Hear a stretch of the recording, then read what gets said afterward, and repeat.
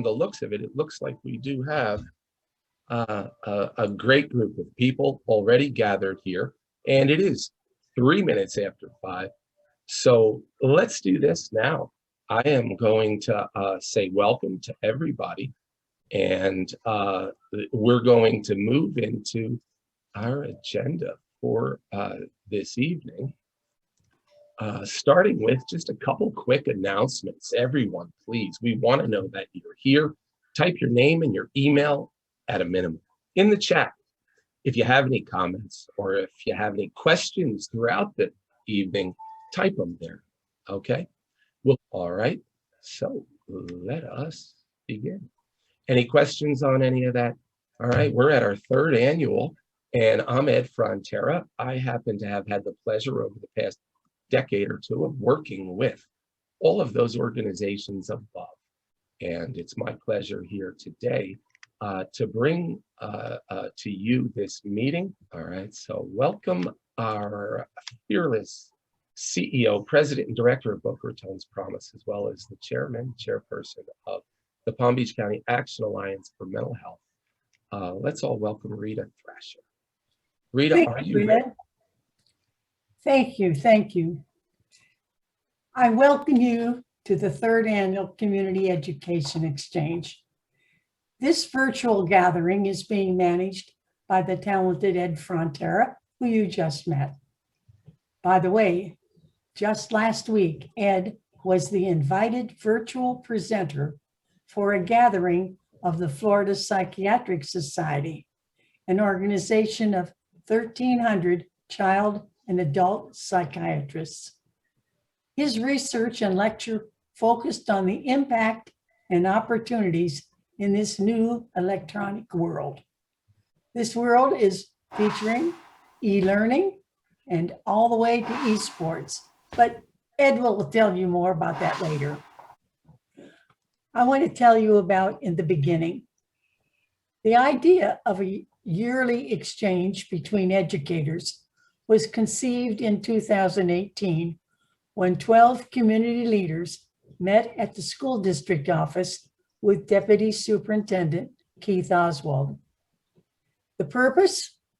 To fashion an opportunity for educators to learn with and from each other, to promote sharing and nurture an alignment of practices. These 12 dreamers actually birthed the Palm Beach County Educational Exchanges. I was one of the dreamers. Another dreamer was Pat Thomas. Patricia was instrumental in bringing something to the Palm Beach County schools that they still value. Patricia was instrumental in bringing the first school nurse on board. Thank you, Pat. We could not do without them. I'm here also because I knew the late Marilee Middleton, who was the school district's only counselor in 1972. Under the supervision of the late John Deming, she traveled daily to the Glades to create the district's first counseling program, the Peace Project. The drive and spirit of Dr. Middleton lives on in Palm Beach County.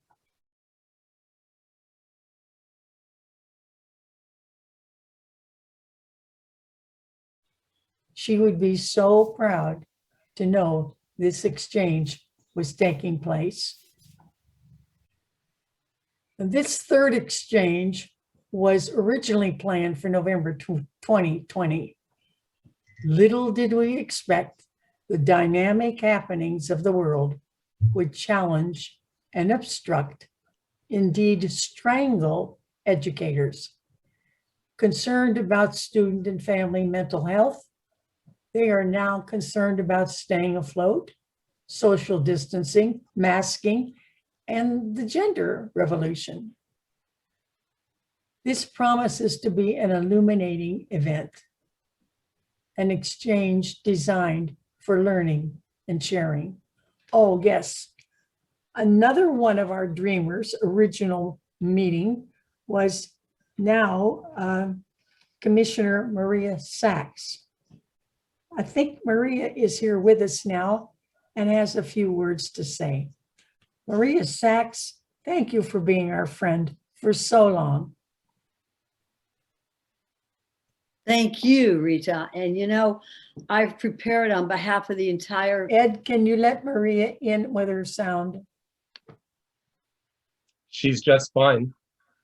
I'm on. Continue. You are on and live. All right. Yes. All right. Thank you so much. Well, you know, Rita, I'm sitting in my kitchen. And as with most things that we do, it all starts in the kitchen. When I think back on the dreamers that you were talking about, that was the foundation for what you have accomplished over the last number of years. And I want to have a shout out also for Keith Oswald from our school district, because if we don't work with the children as you have educated us, Rita, we need to work with the kids for mental health, then we'll never be able to achieve that which we want. So on behalf of the Board of County Commissions, I have prepared a proclamation, and I'm not going to read it. It will take too long, but I'm sure that Ed, you'll make sure that everybody gets a copy of it. And Rita, it's for you and for all the dreamers in our world today that will make our lives a little better for our children and for the adults. I see that 211 is on the phone as well, is with us today. So this is a very important time. This is probably one of the most important times for us to stand up to the challenge, and that's the post-COVID time. So we need to make sure that everybody hears our voices. You know, it was because of your dream in all of our schools. I would like to see, and this is meant to every school of our district. So with that in mind, I wish the best for everybody done, Rita. We are following your lead. Thank you, Commissioner Sachs. Yes, I do. Thank you, and good evening, everyone. In recognition of the Action Alliance marking its 10th year in 2021, I want to honor and welcome our 30 dedicated members, some of whom will be participating in this evening's program and will be introduced to you at that time, and others who are watching on screens everywhere. We value the important perspective that our member organizations bring to the Alliance agenda, such as NOW, the National Organization of Women, represented by Dr. Rebecca Andre and Sheila Jaffe, and the League of Women Voters, where Nancy Gow keeps us informed on legislation. Our strong contingency from the school district has contributed immensely to moving key elements of our project forward. I do want to recognize and thank the steering committee that has been ably guiding the work of the Alliance these 10 years to identify priorities and take action to promote education, awareness, and access to mental health services. You can see all their smiling faces on the screen. Thanks to our wonderful tech and media specialist, Ed Frontera. He's generally behind the scene, as he explained to you, before working his magic to make our Action Alliance and board meetings come alive. The next photo shows members sporting their Get Your Groove On t-shirts, ready to promote mental health awareness and trauma-informed care month that starts May 1st.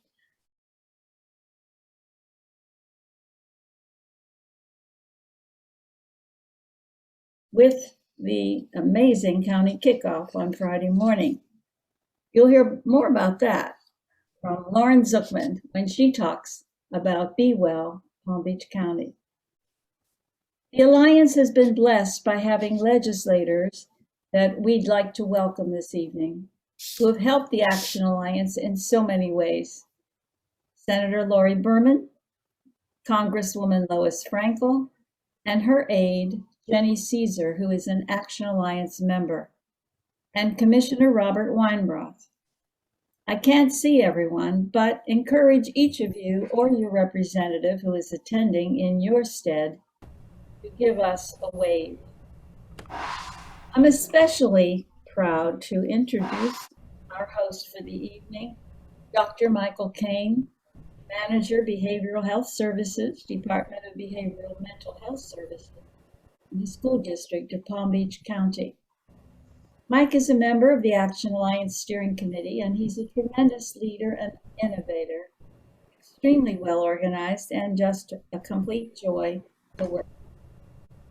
This year, Dr. Keith Oswald appointed Mike to manage the process of confirming speakers and covering all the related details for this event, and he's done a masterful job. So I'm delighted to turn the evening over to you, Dr. Michael Kane. Thank you, Gerda. That was, wow, that's like one of the kindest introductions I've had in a long time. So thank you for that. It is my pleasure to be here with you all. I am Mike Kane. I'm one of the managers in the Department of Behavioral and Mental Health, working under the leadership of Dr. Mary Claire Mucenic, who will be speaking in a few minutes with you. We get to work, really dedicate our time into addressing the student mental health in our schools across our district, and making sure that every student in Palm Beach County has that opportunity to speak with someone should they need it. So really excited to be here with you all tonight. It's kind of my role is to help us move through our agenda this evening. So as we go through this agenda this evening, let's please feel free to listen with an open mind. We may hear some new information today that's to you, or you may hear some information that confirms something you already know. So make sure that I encourage you to listen with an open mind. I also encourage you to use our chat feature. You may notice if I look away or look to the side, it's because we have a couple of steering committee members keeping an eye on the chat for questions or comments. So feel free to use that chat feature as we move through this evening. And then for my for our folks that have volunteered to share their knowledge, to speak with us this evening, to welcome us or to offer some brief presentations, I'm going to help you all move through our agenda as well. You may notice I'll be spending most of my time tonight muted. However, if I unmute or raise my hand, those are going to be some of those nonverbal cues that we're looking to try to move forward with our agenda to make sure we stay on target with our timing. So again, it's my pleasure to be here working with you all as your hosts. And at this point, I would like to move forward with our agenda and really turn to our two welcoming speakers. We have two leaders in education with us this evening that are going to offer some brief comments to welcome us together this evening. The first is Mr. Keith Oswald with the School District of Palm Beach County. So Mr. Oswald, welcome this evening. Thank you so much for joining us. Thank you, Mike. And thanks so much. I have to do a shout out to you as well, Rita.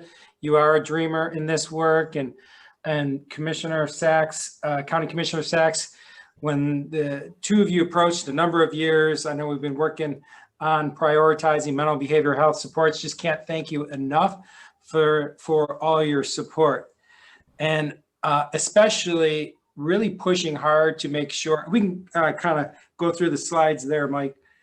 Thanks, or Ed, appreciate that. When we think about what this past year has been like, I don't know how to even begin to describe the challenges that we faced, not only dealing with the physical health concerns of dealing with the pandemic, but the mental and behavioral health challenges that we have gone through this past year has just been unprecedented.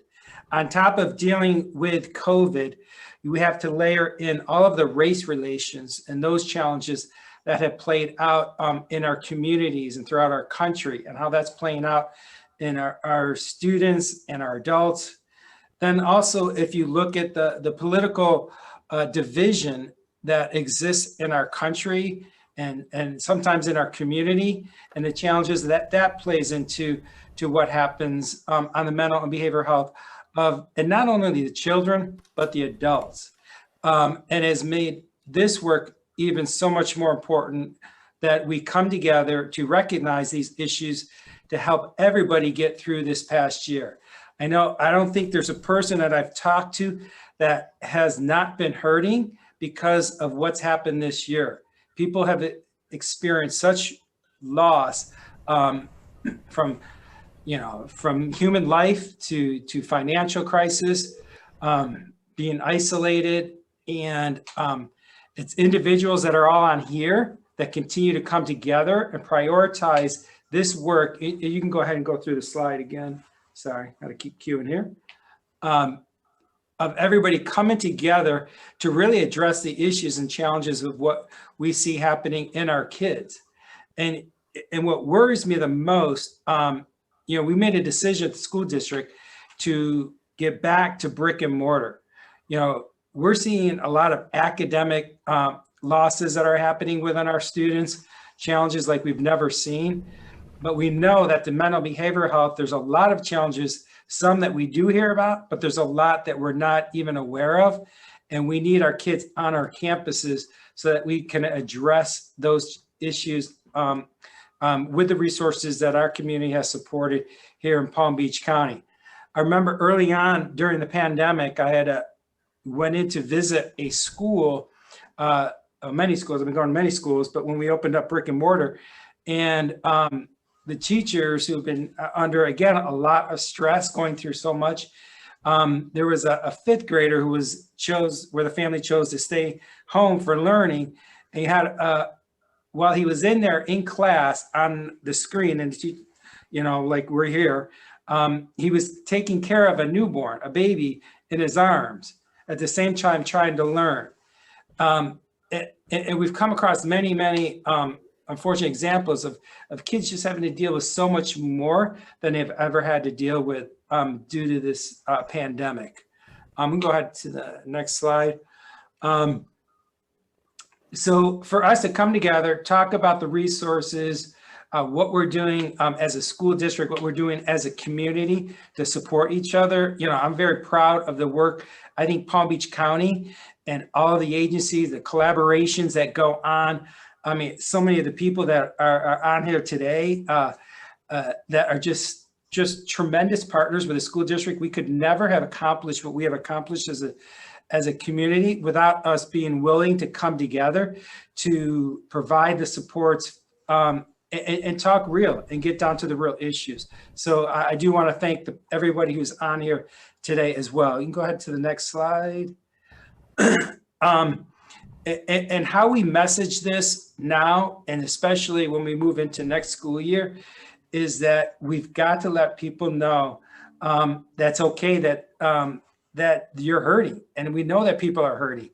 And again, I want to stress that it's not only the students, but it's the adults. Again, unprecedented amount of concerns and challenges that we've had with our employees. And let's talk about the whole family dynamic.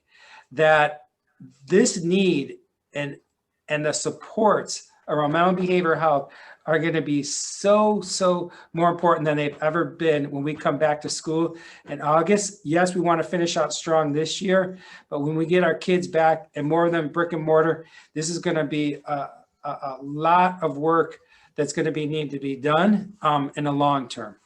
And so thanks, moving to the next slide. And I know Dr. Mucenic is going to talk more about this, but we've got more and more going on in our community than what we ever have had, thanks to the referendum supported by the voters here in Palm Beach County. And we have the continuum. And we'll talk more about the school-based positions that we've had, resources like we've never had to support our kids, and then partnerships that continue to get strengthened to support the work here happening for our students. So again, to all the partners that are on here today, or if I haven't met you, thanks for being on here on this important topic. A lot of fantastic work that is going on here in this county that is so needed. And some of that we talked about, but again, I can't tell you enough. We got to keep coming together, talk about this issue, because the challenges have just begun. Thanks, Mike. Thank you. Hey, thank you, Mr. Oswald. We really appreciate you joining us tonight and sharing that update. I know that our next speaker is also as equally passionate around supporting her students, and that's Dr. Coleman-Ferrell with Palm Beach State College. Is going to offer some welcoming comments this evening as well. And then we'll move right into some more information from Palm Beach State College. So at this point, I'd like to turn it over to Dr. Coleman-Ferrell. Thank you so much for that introduction. Hello, everyone. I am Tunjarnika Coleman-Ferrell, and I'm the Interim Vice President for Academic Affairs here at Palm Beach State College. I am absolutely thrilled to participate in the 3rd annual Palm Beach County Education Exchange on this very important topic, and that is mental health education during the pandemic. I want to say thank you, of course, to Mrs. Rita Thrasher and the amazing team, and Dr. Kane, and for all of our partners that are here joining us today in this very important conversation. You know, when we think about just a year ago where we were and how things have changed and evolved in our lives, we all know that COVID-19 has truly changed how we evolve, how we operate, and how we serve not only our students, but our constituents here in Palm Beach County. And so what I say to each and every one of you that is here on this call, and on behalf of our amazing president, President Ava Parker, mental health awareness is something that we are committed to, assisting and providing support services for our students here at Palm Beach State. But most importantly, in addition to that, providing support to each and every one of you and the amazing organizations that you support each and every day, and getting the word out there. I like what Keith had on his slide, that it's okay to be okay, but guess what? It's okay to not be okay, and it's okay to ask for help. And so what I say to you, this presentation is a very timely reminder that mental health is absolutely essential. It is essential that those that are living with mental health challenges, and for those that are starting to develop them as a result of the isolation that COVID-19 has created, this dynamic, and how people are feeling that they are disconnected. It's so important for us to continue to educate and to put a spotlight on these issues and make sure that those that are deserving of care, those that are deserving of that understanding of what the care and the needs are, the compassion, and the pathways to hope, healing, and then recovery and fulfillment. And the best way that we can do that is by having these conversations. I think that it is so critical for us to continue these types of conversations. And I love the fact that we are talking about ways in which we can partner together and connect in order to be supportive to each and every one of us on the call throughout navigating this thing that we call life and COVID-19. Lastly, I want to say, you know, mental health awareness should not only be for a day or two or a month. This is something that we have to be informed about every single day, because it can easily happen to someone. Things emerge, evolve. There are traumatic experiences that rise that really do challenge us and challenge our fortitude with regards to our awareness and our mental capacity. It is something that absolutely should not be a stigma. And it is something that really, we know that it's a part of us that impacts our physical health as well. I think that oftentimes when we talk about mental health, we try to talk about it separately from physical health. But I want to say to you all today, of course, mental health awareness and physical health, they are intertwined. One can rarely have one without the other. It impacts everything in our life. I say to each and every one of you, I am here today to be able to publicly say, I'm accepting that challenge to figure out what I can do as one individual leading others, one individual working with others, to be able to shine the light on mental health awareness, to be able to provide services, to support our students, our constituents, and our community members so that we can be a happy, healthier, and whole world. So on behalf of Palm Beach State College, again, I thank you for allowing me to come before you today to participate in this amazing opportunity for us to have this conversation that is touching the lives of each and every one of us in some way, form, or fashion. Thank you so much. All right. Thank you, Dr. Coleman-Ferrell. Thank you so much for those words. Yeah, very important that it's very important for us to just remember that message. It's okay to be okay. It's okay to not be okay. And it's okay to ask for help. So thank you for that message. I'm seeing in the chat to the group, and as we move forward, Ed, we have our next presenter is also from Palm Beach State College. We have Robin Russo, who's going to be taking us through some information about Palm Beach State College's effort to help us with Palm Beach State College. Robin? So much. So nice to be back here again. So much has changed since we were last together. I think almost a year and a half ago, it seems. And we've gone through so many changes like everybody has. And I just wanted to share some of them with you. I do have some slides, but I am not going to read from them. I think y'all know how to read for yourselves. I included my first slide with some statistics on a national basis right now. They just came out in June and they're from the CDC. I limited my stats that I put on the slide to those that are of the typical college age, although we do see students of all ages here. If you want to move on to the next slide, we can, because I want to make sure that I give Ed time to speak as well. Our services here have expanded beyond belief. The Student Counseling Center we do have here, we are seeing students both virtually and in person. What we found with our students is, even though we left the building when the pandemic first started, is that many of our students needed to meet with us face to face. So we took it upon ourselves to move back into the building in July. And in September, we started seeing students in our office on the Lake Worth campus. If students can't make it here, we are seeing them virtually through Zoom or any other medium that we can in a safe way. In the beginning, I thought that this would hurt our availability to meet with our students. But what I found is actually it's increased our service availability. All of our counselors are master's level interns. And I think I saw somebody from FAU was logged on. So I just want to thank you, because we would be lost without you guys.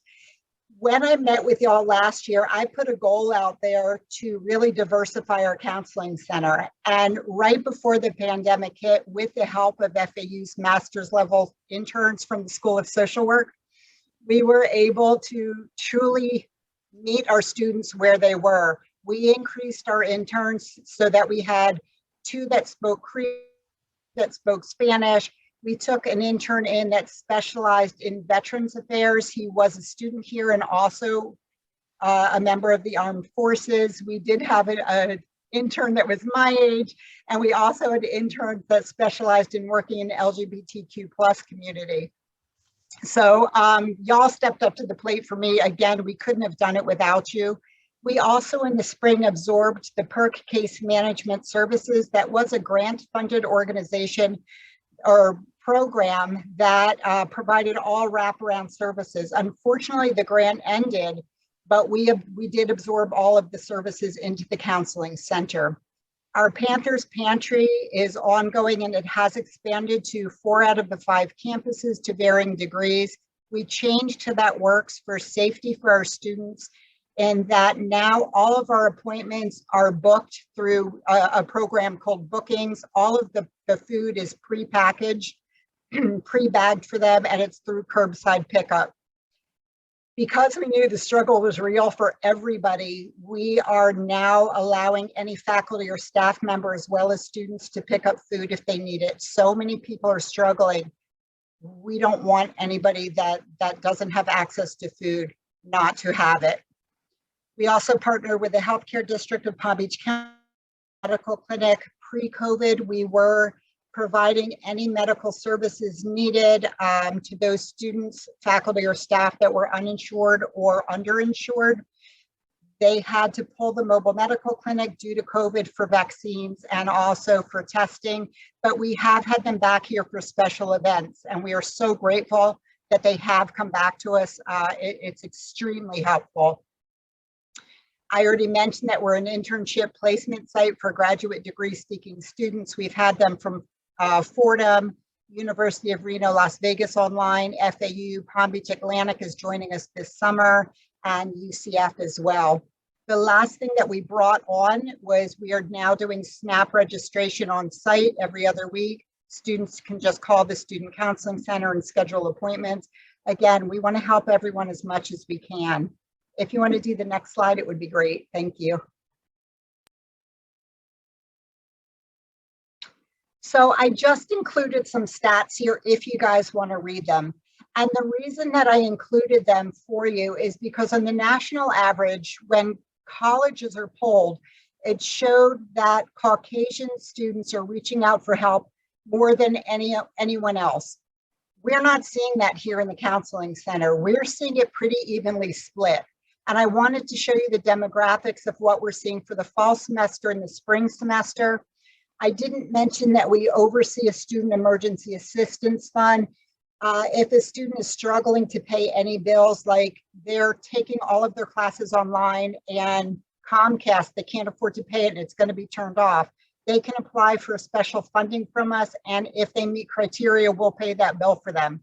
If they broke their glasses and they can't see to get their coursework done, they can submit a bill and we'll try and help them with that as well. We also help with homeless tuition exemptions. In the fall, we had 53 students applying for homeless tuition exemption. In the spring semester, we had 45. And what I really want you guys to see are my pantry stats. And also remember, you guys, with these numbers, that is a complete for the fall semester. That was through January, the beginning of January, and I actually started in August. If you look through spring and compare them, we're not even done yet with the spring semester. And we've already distributed almost as much food. We've almost served as many visits. We've done almost as many counseling sessions. We've done more actually in the spring. I do want to share that our crisis appointments are increasing. And by crisis, I mean suicide risk assessments. I've not had to do any homicide risk assessments, but we're averaging maybe 3 to 4 a month on a low number. The last week alone, I did have 3. We had 2 hospitalizations. So I really want you guys to know that that's what we're seeing here on the college level. I included, even though this is mental health, I wanted to include the pantry information. I wanted to include the case management information, because if you don't know where you're laying your head at night and you don't know how you're going to get your next meal, how are you going to do well emotionally? They're all tied in together. So we are seeing all of that and dealing with all of that.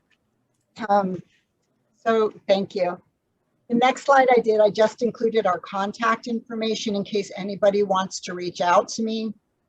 We do have 2 new programs coming down the pike. I'm starting a peer support program, and I did also just receive a grant that's going to help some of our homeless students with finding a place to live or with rent or foreclosure assistance. And I'll be happy to answer any questions at the end. I want to hand it over to Professor Ed, because really cool things that he's doing also in regards to mental health. All right. Hey, everybody.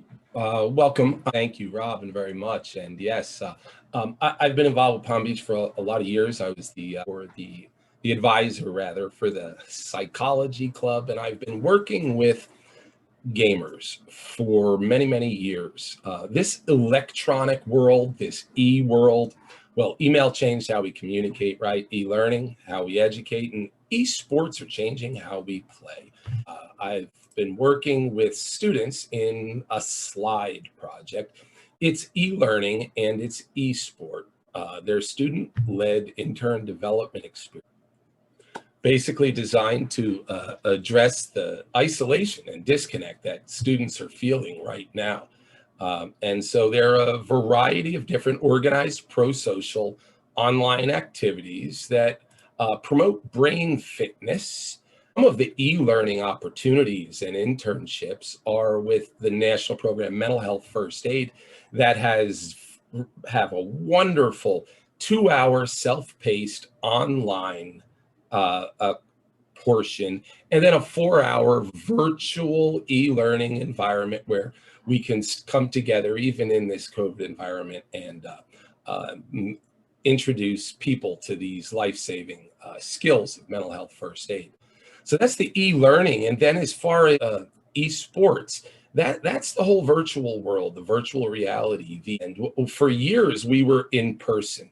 From 2019 and 2020 BC, before COVID, we were on campus with VR and Super Smash tournaments, having a wonderful time. And these student leaders are taking the reins in developing esports as a respected and accepted, just like regular sports. And Palm Beach State College is leading the way. And at the Duncan Theater, in just a couple days, Palm Beach State College is having a college-wide esports tournament. The gamers that I've been working with for years, from high schools, middle schools, and Palm Beach State, are working to connect and raise awareness. And so connect with the Get Your Green On, and we're going to be getting our game on. So grab your mask and join in, or join us when we live stream the GYGO, Get Your Green On and Get Your Game On for mental health. And that'll take place at the Duncan Theater on April 30th, this Friday, from about 10 in the morning till 5 in the afternoon. If you're interested, drop me a link or an email, and I'll make sure I send you our virtual invite. In fact, let me tell you now, I'm going to repurpose this room. So it'll be in the same room. You can join us noon on Zoom, right here, noon on Zoom, to watch Get Your Green On at Palm Beach State College. And another last thing I want to mention is I've had these student leader interns involved with dozens of think tanks. And I'm going to share a little bit of that and what we together came up with to present to the Florida Psychiatric Society that Rita mentioned to earlier. So bear with me one second. I'm going to quit. We had a 2-hour presentation. There's over 1,000 psychiatrists, and it was a wonderful experience to share video games, esports, and mental health, and get their feedback.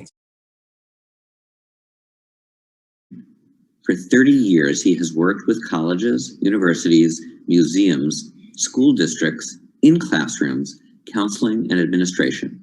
He has been involved in organizing youth video gaming activities, tournaments, and organized esports. Please join me in welcoming Mr. Ed Frontera. So we're here at the Florida Psychiatric Society's Spring CME. You've got over 1,000 psychiatrists in your organization. It's a privilege and imperative to include clinicians in the conversations geared towards helping people of all ages to understand the impact of technology, good and bad, and learn how to cope in an electronic world. It's connecting people from 5 to 55, the E generation.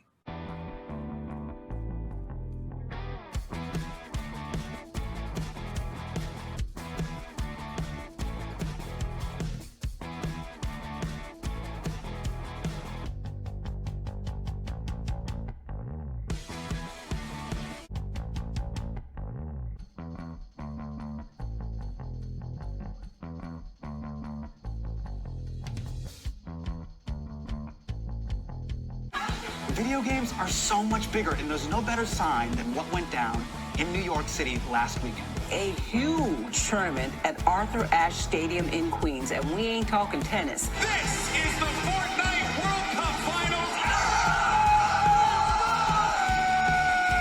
16-year-old Kyle Booga Giersdorf is waking up $3 million richer, the first ever Fortnite World Cup champion. The new social currency, right? You can't be a kid and not play Minecraft. Now, the gaming industry has grown faster than anyone could have ever imagined. It is now a $139 billion a year business. In terms of revenue, that's bigger than worldwide box office, music streaming and album sales, the NFL, the NBA, MLB, and the NHL combined. I have my son and his dad plays the video games together, so they bond that way. How old? What are the ages of the two? 35 and 10. I play a lot of video games for like a side gig. I stream a lot online, playing video games and stuff. And Excellent. Video games just also could be like a stress reliever, because like, let's say like, you got bills, you got work, you got a test for school. And like when I'm playing video games, I've been playing since a kid, just like I think a lot of people nowadays. Like let's say I just want to like play video games, I just go in my own world, I'm just doing my thing, These days, the way I see it on how esports has impacted our way of just life as in general. For my boyfriend, for instance, his one way to relax after a hard day at work or just do anything is play video games. So when they come over to my house, they take a break and they'll be on video games for 1 or 2 hours, and the stress I can just see come off of them is they're just relaxed. Here's 5 reasons that I think every school should have an esports program. I want to thank you for a very thought-provoking presentation. And Dr. Shah also says, I'd like to comment, especially during this time of social isolation, video gaming has been a wonderful way for some of my patients to stay connected and reaching out to friends on Discord, despite being miles apart. Great talk, thank you. And Dr. Katz is asking, or commenting, thank you for reducing the stigma associated with gaming and providing the positive aspects of it. Well, as one of my colleagues in the Boca Raton's Promise and one of the leaders in education on esports, I thank you so much for bringing this information to a very large group of psychiatrists, some adult psychiatrists, some child and adolescent psychiatrists, with this very thought-provocative presentation. Really appreciate your being with us today. Thank you. Outstanding. Thank you so much. Thank you. Dr. Bruce Saltz, who introduced me there, was voted Florida Psychiatric Society Practitioner of the Year. And a lot was given, a lot was gained. At some point in the future, I hope to share with some of you how organized esports, those 5 reasons that I didn't go into in the clip. So I look forward to that. I'll turn things now back over to Mike, and hopefully I see some of you either virtually or in person at the Duncan to get your green on and get your game on this Friday. All right. Thank you, Ed. Thank you. Thank you, Ed. Thank you, Robin. Great updates from Palm Beach State College. Thank you all for sharing. And there have been some comments coming in the chat and a question or two. So I encourage everyone to make sure to, use that space. It's a great place for it. And at this point, we're going to transition back to the school district of Palm Beach County for Dr. Mary Claire Mucenic, who's going to give us some updates, a little bit more about some of the activities around supporting students and student mental health within the school district of Palm Beach County. So Dr. Mucenic, I'll turn it over to you to give us some updates from our Department of Behavioral and Mental Health. And Ed, we've got a slide deck in there for that one. Perfect, Mike, thanks.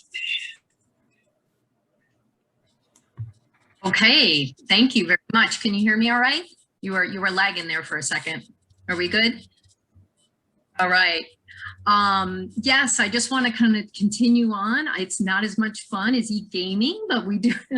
It sounds like such great work, Ed. It's really exciting. I'm sure very engaging for the students. I have 2 grown sons in their 20s now, so I remember those days fondly. But we do want to talk about, continue, and I'll kind of piggyback on what Keith Oswald was speaking about earlier about mental health supports for our students currently and as they return back to school. So I just wanted to make sure that you are all aware, because I know that you are such good community ambassadors. We share a lot of information and we're able to get the information out there and share it among ourselves. So Ed, if you can just move this. So I was so happy to hear that many people have been talking about our kind of the slogan. We adopted a national campaign. We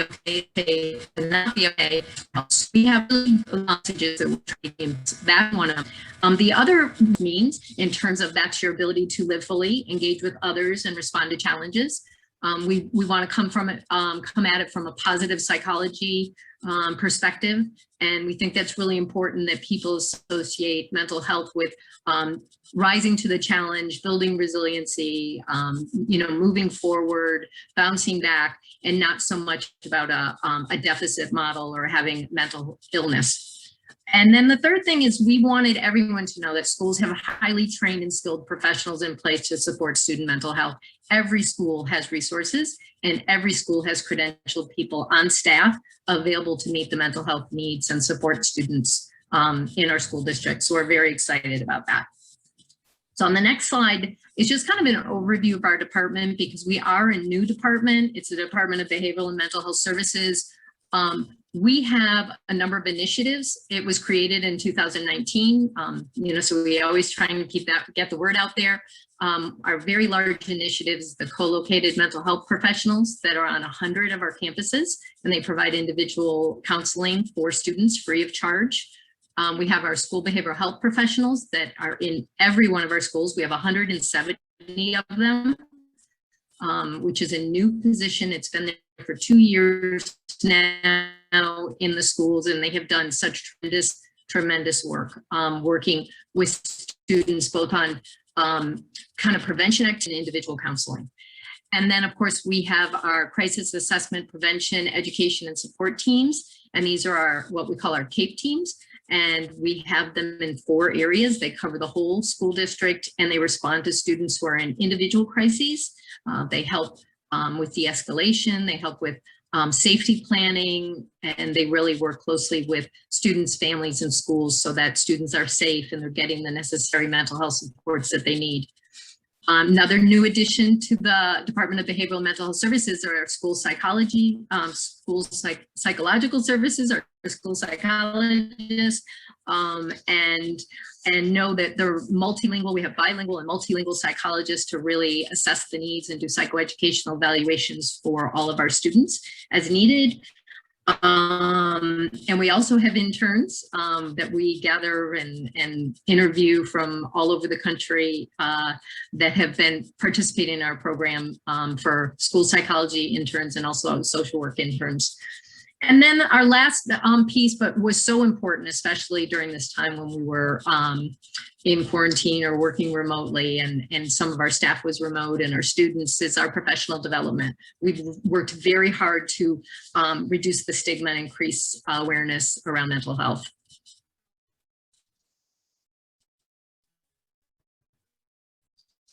So on the next page, the next slide, we'll see we've real activities that's organized around weekly to build a common language. The schools have access to prepared lessons that explicitly teach the SEL skill and theme for the week. And they also have additional resources to support teachers with fostering a sense of community and connectedness, because we know how students are struggling, especially either we have some in-person learning and some still remote. As they come together, we know that it's going to make a big difference that they feel connected to others in their class and their whole school community. So there's activities around that, and that's a strong theme for us. They also have that school-based individual counseling we offer. It is on 100 campuses, and know that they're licensed mental health professionals that provide that individual counseling. It's wonderful because it's free and students don't need a diagnosis. It's done during the school day. So it really eliminates a lot of barriers that we've seen in the past for parents because they're working or they're unable to get children to appointments. So we were able to pivot that work in COVID. And we have been providing both in-person and teletherapy services during the whole pandemic. We also have that crisis response that I spoke about, the professional development, the evaluations, and then finally, we want to raise awareness on the mental health and all the available resources that we have. We have so many things in place, and what we're finding is that people don't know about it. So we're really trying to up our game. One thing that we did develop in this past year is our Caring First website. You're able to get it on the district webpage at the landing page. It's there at the bottom, or if you go into departments, it's under the Department of Behavioral and Mental Health. This Caring First website is really important because it gives you an entryway, an entree into all the different areas around mental health services that we offer within the school district, and also connects to our community resources as well. So if you can go to the next slide, you'll see we have 14 different tiles that really, here's some samples: mental health and wellness, LGBTQ, families new to the US. It's really very family friendly. It has an advanced search function, so you can do it by grade or by specific area that you're looking for a student or child. And it connects to not only the resources within the district, but also all those that we have a behavioral health agreement with. And we have 37 behavioral health agreements right now with all our community agencies. And there's topics and resources. It also lists you the point of contact for the district person who's in charge of that area, and also the school contact that can help you out. It works across all devices, so it's very, very friendly. We're really proud of that work. The newer piece this year that some of you know about, but maybe not all of you, is this is the application behind the website that if you're not a provider, either with a behavioral health agreement or one of our employees, you don't necessarily see. But I wanted to show it to you because this is where our mental health providers and such can go in and really log their services. They're able to log their services, exactly what they did, whether it's with an individual child or a group, and the different type of activities. So this is really great information. And we're very excited about it because it's streamlining the referral process for behavioral and mental health referrals. We're able to make referrals right online, and then we can track it electronically. Before, we were more paper-based, so it took a lot of effort to not only track that referral, but monitor it. So it's really improving the fidelity of services because we're able to monitor when services start and how many services are given and by whom. So that's a huge piece that we're really going to be pushing full-fledged, starting next school year. So just some stats, I didn't put them out there, but I wanted you to kind of take some of the work that we've been doing this year is just kind of guessing like how many Saturdays our school psychologists are working to complete psychoeducation evaluations for students. Know that some of that is standardized measurements, so it's really been a challenge because a lot of that assessment is in person. So they've had to really kind of up their game and get those kids services. So they have been working 12 Saturdays. They have been in, and they have more scheduled to get students in for those evaluations. They're doing 20 and 30 at a time. It's amazing work. And then how many teachers, administrators, and district staff have participated in our departments of wellness and professional development trainings? We've had over 7,000 participants. That's just this school year. And that's from the beginning of the school year. We've had over 32 mental health courses, different modules that the team, Mike's team, I have to shout out to Dr. Kane, who's on my team, and I have Nancy Reese here, and I have a number of other people from my team, and I'm just so proud of them. They have created amazing professional development for different groups, whether it's district staff, school leaders, teachers, and we have so many courses, and we've done a lot, in addition to youth mental health first aid, which were thousands of classes. And there were, since we started in this department 2 years ago, I think there's been 287 individual youth mental health first aid classes that have been given either in person or online. So we're really proud of that work. So the other one is how many individual counseling sessions have been logged by our co-located mental health professionals on school campuses. So this was for this school year, whether they provided the individual counseling session in person or remotely through teletherapy. We had 16,749 individual counseling sessions, okay? And of those, the teletherapy were 5,374. So we were really able to continue those services. I love Mike. Mike's always on it. He says 17,000 as of today. So, and you know where we're getting that information? We're getting that information from the Caring First, what I had just showed you, those provider logs. So we're able to really keep track of that in real time. So we're very excited about that. Not only that, those co-located therapists did over 11,000 parent consultations. So working with parents regarding those students. So that's just tremendous work. And then also, how many student services have been logged by our school behavioral health professionals? Okay, so this is from the beginning of the school year, individual services that they've logged are 160,070 as of last week when I pulled up that number. So this is just amazing. I'd love to get the word out so that people know all the different and all the hard work and everything the teams have been doing. But it really goes to show you that there are people at schools that are there to help support students. And if there isn't someone available on that campus, there's someone who knows how to make that referral and that warm handoff to one of our community agencies so that both students and families can get the support that's needed. One of the things most of us on the team, so we're not very good at marketing. So we've upped our game for marketing. And so we have mental health Mondays. We have messaging around mental health Mondays to get the word out and work with schools. And included in that is a mental health newsletter we're starting for all of our mental health professionals so that they have practical tips on how to work with teachers, students, and families. So that's really it on my end. I just wanted to give you an update and really thank you for allowing me to give everyone what we're doing in the school district. We're really thrilled and we love working with Rita. Always gives us the opportunity to share and thank you very much. All right, thank you, Dr. Mucenic, and I appreciate everyone that's still with us.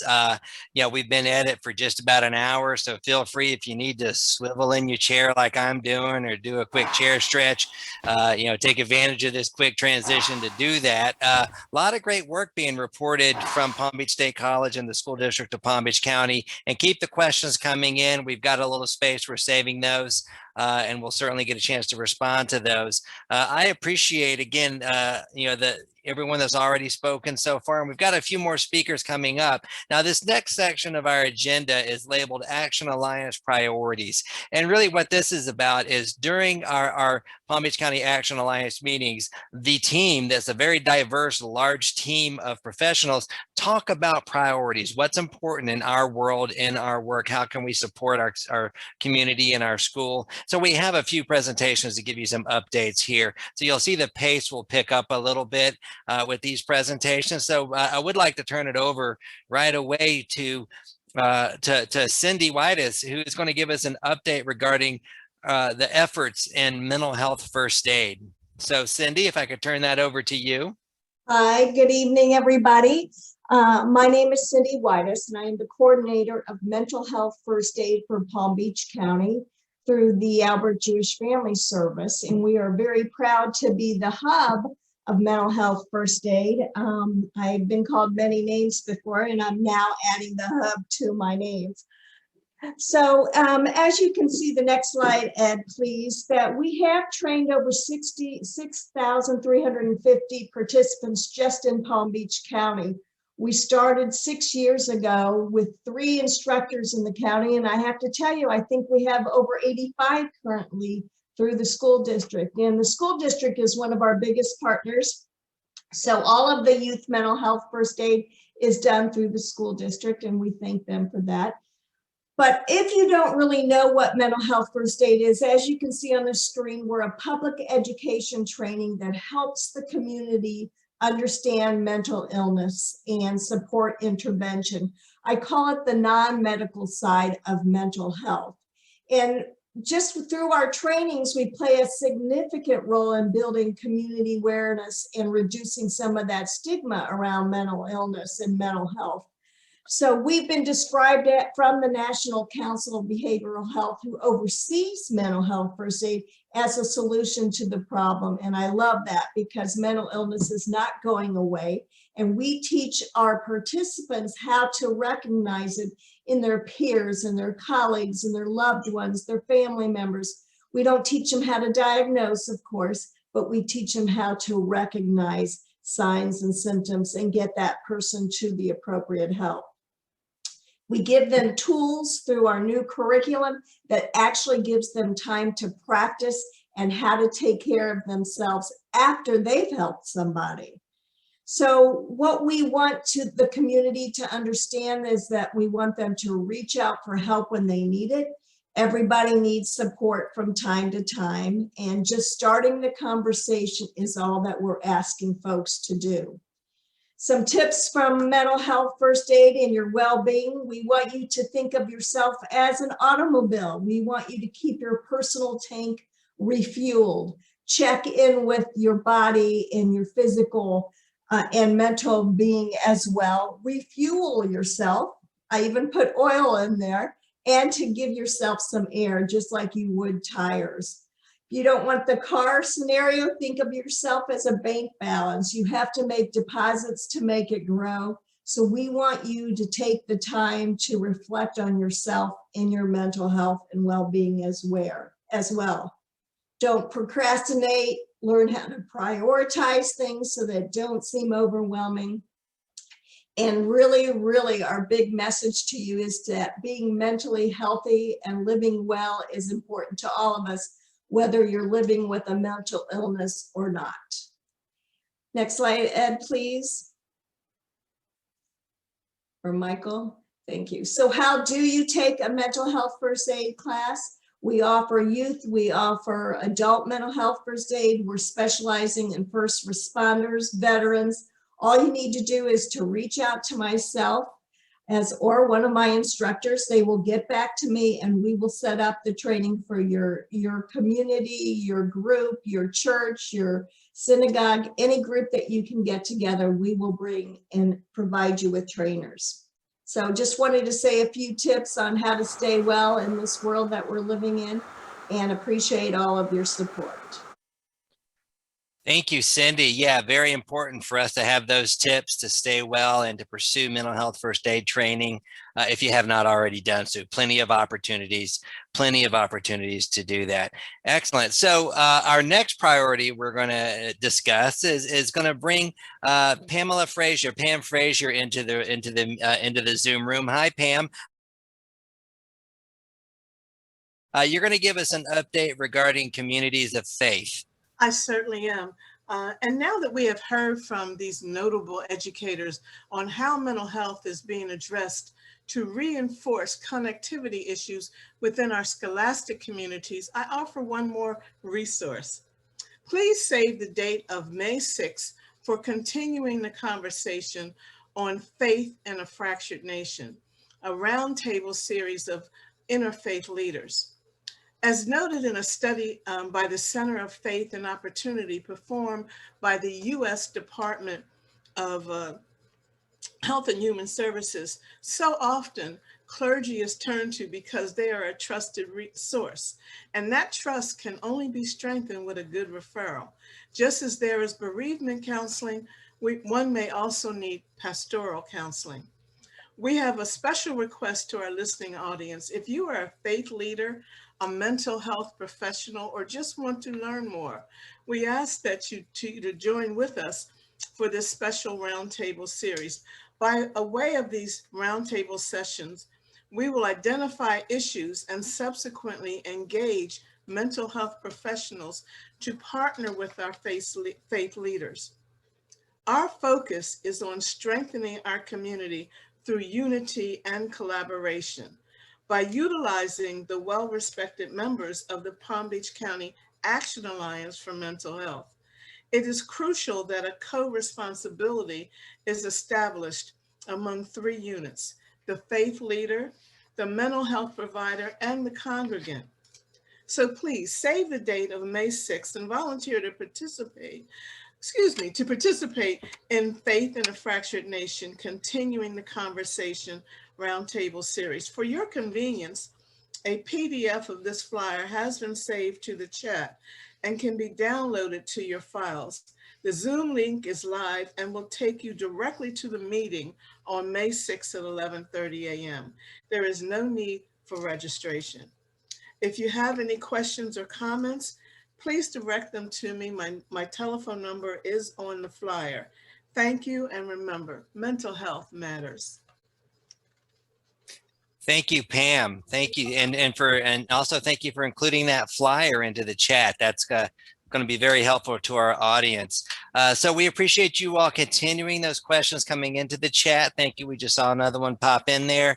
Our next speakers will be reporting on LGBTQ.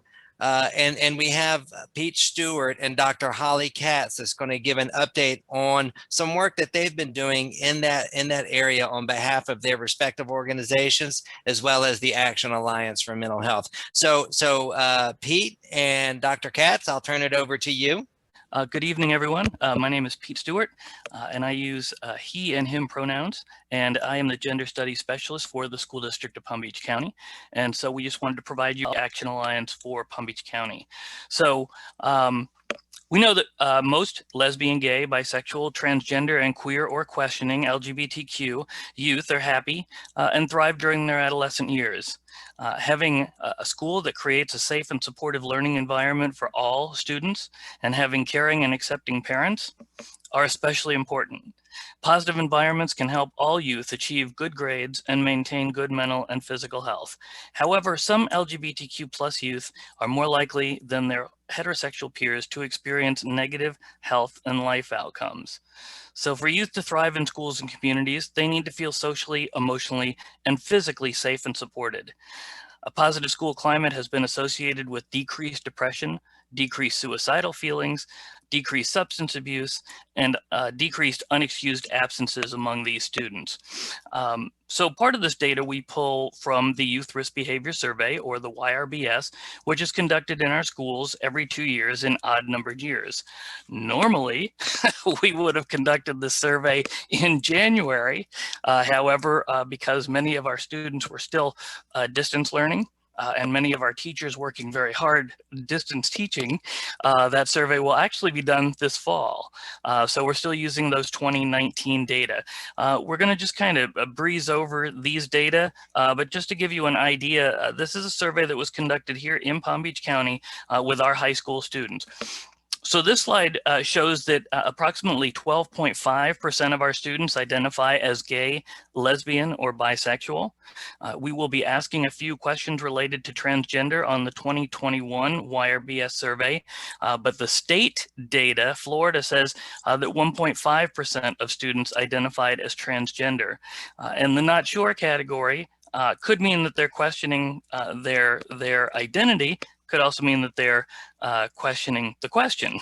But taking that liberally, you can see 17.1% here, plus the 1.5 for transgender, would be 18.6, almost 19% of students that are identifying as LGBTQ+. So this is a huge portion of our population. Next slide. So we can relate these data to a number of other issues that are asked on the survey. One has to do with school safety, and you can see here that LGB youth compared to their peers are disproportionately affected in the fact that they don't feel safe at school or on their way to or from. So next slide, please. And we'll just briefly go through these. I think you'll have access to these slides, but you can see that LGBTQ+ youth are disproportionately affected by bullying. Next slide. They're also affected by cyberbullying or electronic bullying. Next slide. By self-harm, which would be cutting or burning in the past 12 months. And you can see a huge discrepancy there. Our youth that considered suicide. Next slide would be youth who actually made a plan. Next slide. Youth who attempted suicide. And then youth that actually tried suicide that resulted in an injury that had to be treated. So these are very concerning data, but the good news is that we know a lot of ways to mitigate this situation. So next couple of slides, we can just kind of go through. This is sexual dating violence. You can see the discrepancy there. Hopelessness, which is a marker for depression. We can't really ask, are you depressed? Because students may not have that diagnosis. Teasing, particularly students who are LGBT, but that's even a useful tool for students who don't identify that way. It's a teasing mechanism. And then belonging, as well as future plans. I think that's the last of those data. So next slide, please. So LGBTQ youth have many issues, especially right now during this time of COVID. they certainly have a right to a safe and supportive environment, but they also have a right to use bathrooms and facilities that match their gender identity. And that has been affirmed by the 11th Circuit Court back in August. So now students who may use the bathroom or the public facilities that match or align with their gender identity. And this may apply to other public spaces as well. We also have staff who are working with transitioning students. And the next slide. Use of affirmed names and pronouns is a huge one, especially now that we've gone to distance learning. Many of us, even in this session right here, can see our names down in the corner of the box. Well, many of our transgender and non-binary students go by a different affirmed name and possibly pronouns. And if their affirmed name is not showing up in that box, that can really lead to mental health issues, that real dissociativeness with their dead name. So next slide. And then we also just want to make sure that we're having safe places. And so we can kind of breeze over the next couple of slides, but I just wanted to mention that, you know, schools can implement evidence-based policies and procedures and activities that lead to a number of positive outcomes, as you can see here, inclusive curriculum, diversity clubs, policies, and supportive staff. So obviously we want to encourage respect of all students and prohibit bullying and harassment. We've done that with some of the policies that you can read up here. We've also created posters and badges, which are ways to identify safe spaces and safe people. And hopefully you've seen one of our badges. If you haven't, there's an example there. This is our LGBT critical support guide. Another way is to encourage student-led clubs such as Genders and Sexualities Alliances. We want to make sure that we have that inclusive curriculum, and here's some of our PD offerings. So we want to make sure that we're providing trainings to school staff as well. We also have a number of inclusive books in our media centers that also can be used as part of our curriculum. We know it's very important not only for students to have a curriculum and books where they can see themselves, so we want them represented in the curriculum, but it's also important to see other cultures that we may not normally be exposed to. So these are some slides of some of the things that we've done with our youth. These are some of our GSA clubs. This is us out with, we've got 3 board members there at the Palm Beach Pride Parade, which unfortunately was canceled last year, but will happen on June 5th this year. So over the summer, we do an LGBTQ proclamation each year, and this year Ms. Andrews read that during the school board meeting, which was great. But you know, all of these supports show that this is from the top down, that we support all of our LGBTQ youth through inclusive curriculum, inclusive policies, and people that are there to support them. We also want to make sure that we have positive parenting practices so that parents are supporting their youth who may come out to them. And if they don't know what to do, or just wouldn't know what to do if their student came out to them, we have a number of fantastic community partners that sit on the Action Alliance with us, as well as just folks out in the community. You're going to hear from one of them now, Dr. Holly Katz, but we also have Compass Community Center, Safe Schools South Florida. We've got a state body called Equality Florida. So there's a great many resources, and these are all available on our We're All In tile, which is a part of our school district portal. And I apologize, I hope I haven't gone over my time, but I want to let my colleagues speak now. Okay, shall I just go? Thank you, Pete. Good evening, everybody. Okay. Oh, thank you. So I'm Dr. Holly Katz. I'm the clinical and training director over at the Falk Center for Counseling over in Boca Raton.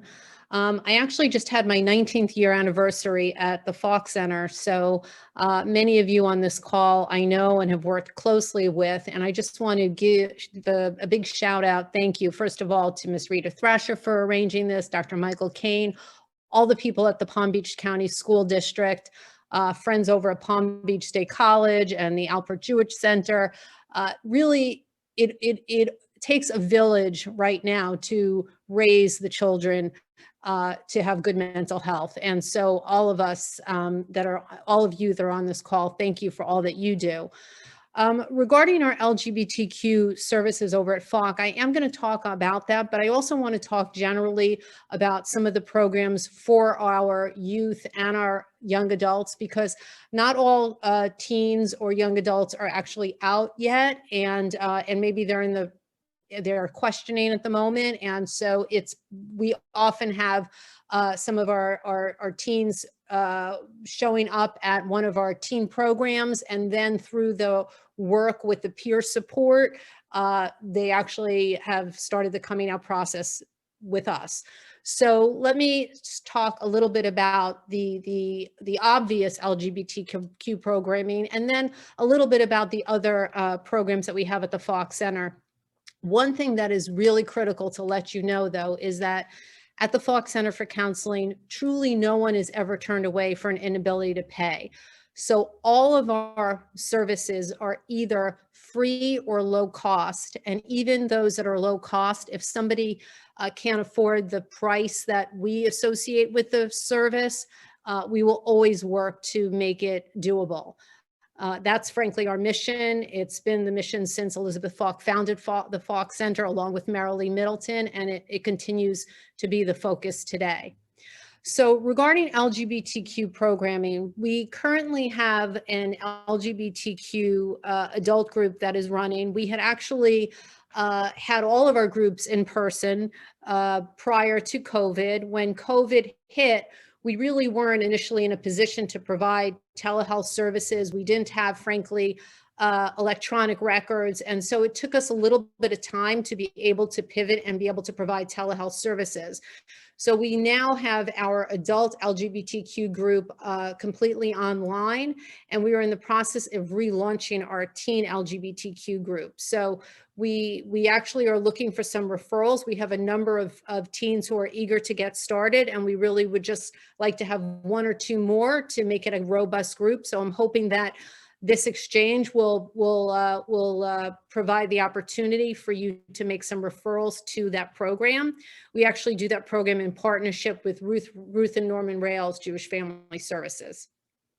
We also have we're also getting ready to launch our family support group, our ally group. And as Pete had mentioned, I think he had talked about how sort of imperative it is for teens of LGBTQ plus teens to really have the support of family members. And in fact, those LGBT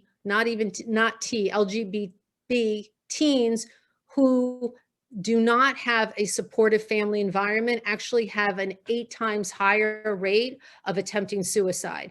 So it's really critical that we have our teen youth to be supported, and also to have their parents have an opportunity to be educated and be supported, so that the process, so that life for this teen is surrounded by love and support and acceptance, because that's really critical. Regarding transgender youth, they are extremely at-risk group. 1 in 3 transgender youth have seriously contemplated suicide. And so we have, when we were up and running, actually the majority, I would say more than half of our teens were actually transgender youth. And so we're really excited that we'll be able to launch that and be able to serve, make our services available again. And we're going to start back online, because the FOC Center right now does not have plans to open up in person, except for site testing that we're doing until June. So we're really, really cautious to protect our clients from this evil disease that we've been all dealing with of COVID. But I do want to tell you a little bit about some of our other programs, because they are very well attended, and they do have teens who do have identify of different genders, various sexual identities, etc. And that would be 2 groups that I want to mention. One is called Teen Cope, very well attended. It's basically teaches teens coping strategies, healthy coping strategies. So many of these teens in this group have challenges along coping strategies. Some of them use do self-injurious behaviors as their way of coping, obviously not healthy. And so we're looking to improve that and to support their mental health.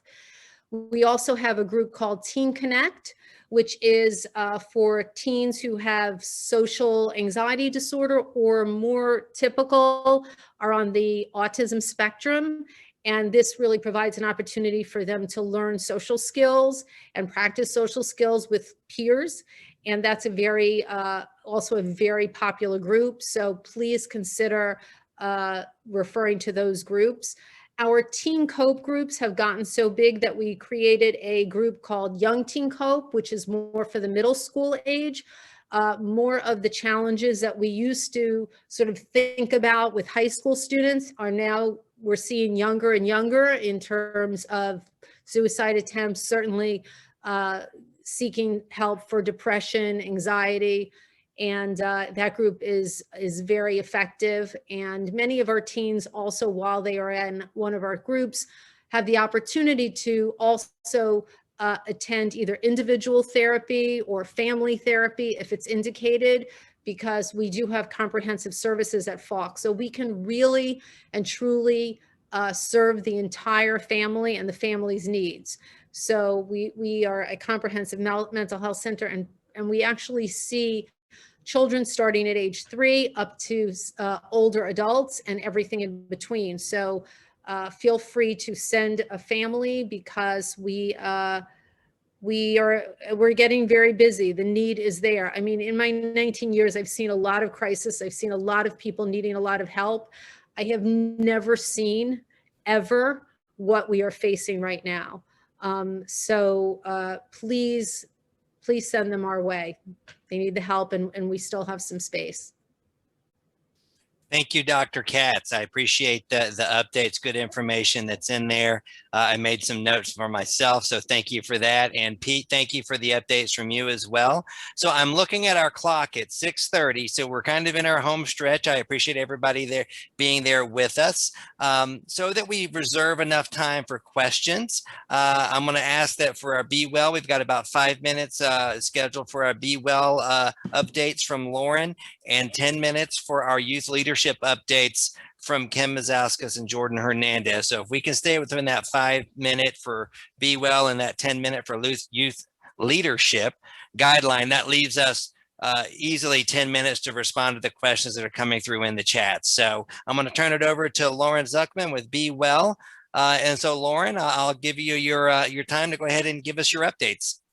Great, thank you, Michael, and thank you to the Action Alliance for inviting Be Well to speak tonight. My name is Lauren Zuchman. I'm the Executive Director for Be Well PBC, a countywide initiative focused on transforming behavioral health and wellness for all residents across the county. We have 3 focus areas, which are systems, coordination and alignment, community solutions, and workforce pipeline. Those 3 focus areas really work off of an organizing framework that we focus all our work around. It's this move from systems, providers, and funders making decisions for residents about their behavioral health and wellness, and really moving to this new framing where community members are at the table making decisions alongside those funders and providers and systems for their own behavioral health and wellness. So it's that idea of co-designing solutions together.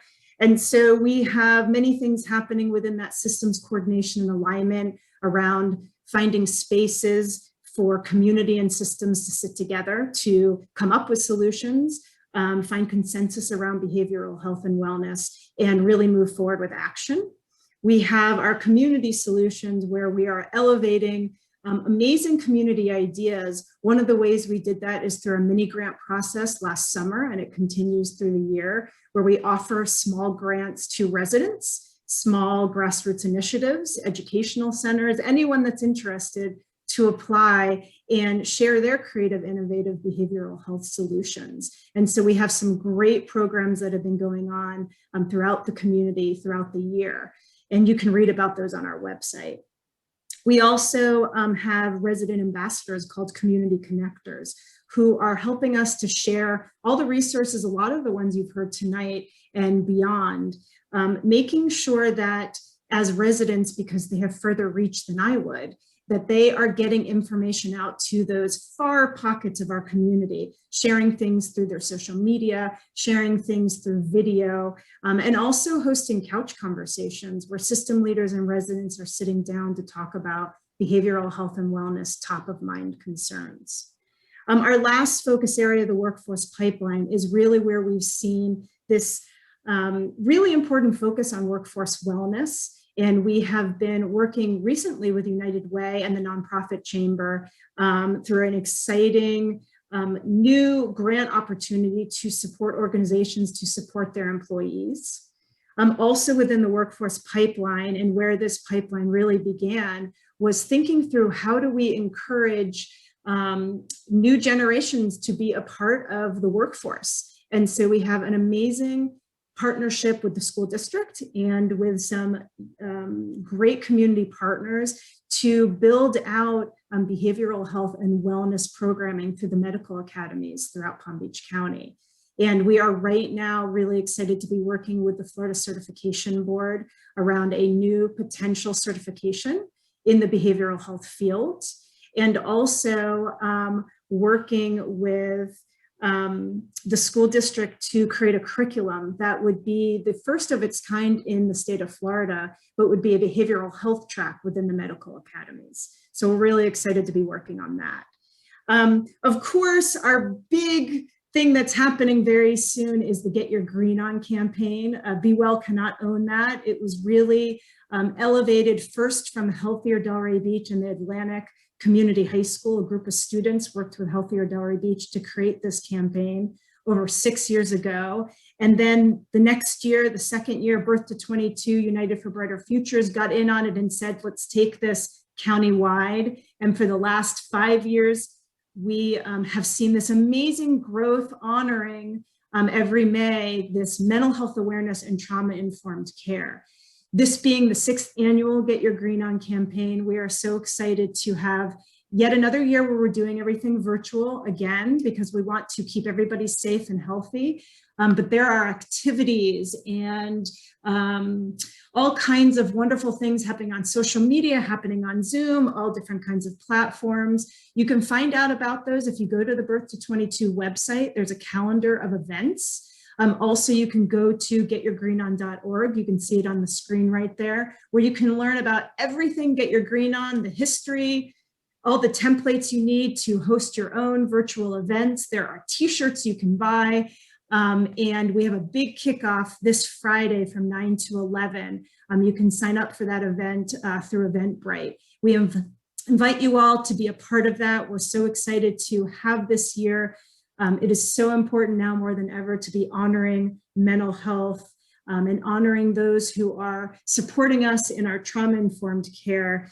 And a special thank you not only to the Birth to 22 United for Brighter Futures initiative and to Healthier Delray Beach for really launching this, but also to Catherine Murphy with NAMI, who is my amazing co-chair in this effort to bring about this campaign yet another year.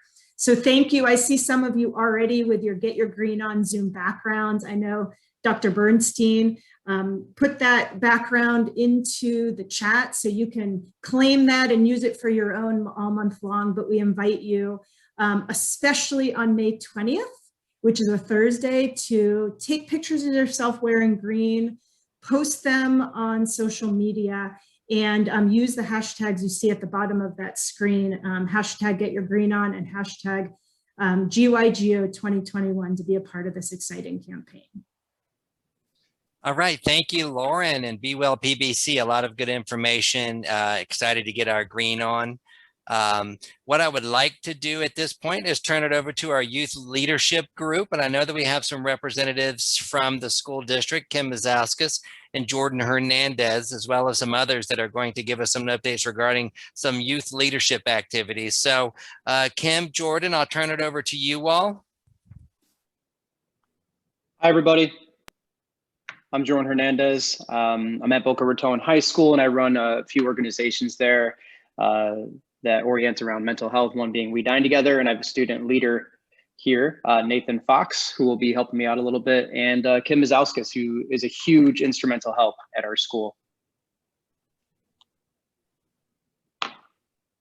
All right, so restoring culture at our school is something we're trying out this year. And so We Dine Together, in short, you can go to the next slide, please, it's a club that typically was founded around students who were isolated or new to the school or who were bullied and brought to our school. And so we basically built relationships over the table. And as you can see, we did tutoring sessions with Starbucks. We built relationships over the table and having presentations, but that was before COVID, so we had to adapt. So you'll see in the next slide, actually in 2 slides, we've done school-wide assemblies where we start the conversations in mental health. We worked with some of the Safe Schools people on that. Last year we were at Spanish River and Boca High, and we did like a full-length presentation there, starting the conversation that are difficult. So our meetings look like this now. It's virtual. We meet after school, and again, we just go through a bunch of different mental health initiative talks and kind of destigmatizing the things that are difficult to talk about. Also recently, we did this is kind of the Get Your Green On thing. One of our science teachers, the environmental club, believes that, you know, kind of getting outside and getting your hands into the soil and planting, according to the research, it does help free us and mitigate stuff like anxiety and depression. And so we were doing that very recently to beautify our campus. But this was before COVID. We did some video segments with the district. One of our clubs, International Cultural Understanding, talks about the universal language of loneliness and depression and anxiety. And so I had 5 students here, each leaders in our clubs that are from different countries, kind of talking about just moving to the US, to Boca High, and what that was like for them, and encouraging students on what they can learn from their testimony. And so we started a new project. It's called Motivational Mondays. Nathan will kind of talk a little bit about that. We've been recording the seen and unseen heroes on our campus. You can go to our YouTube channel. We've been getting good traction. We try to make it look like a 60 minutes episode in like 5 to 6 minutes. And so we highlight teachers, counselors. This student here, Danny, he's a senior. I've worked with him for 4 years in a mentor program. He's been in We Dine Together. He gave a brilliant video where he talks about growing up with Asperger's and having a mild form of autism, ASD, and ADHD, and how he had to battle through that, and how socially he always felt off. And so when students invited him into his circle, he encourages other students to do the same. And again, we're starting this Motivational Monday.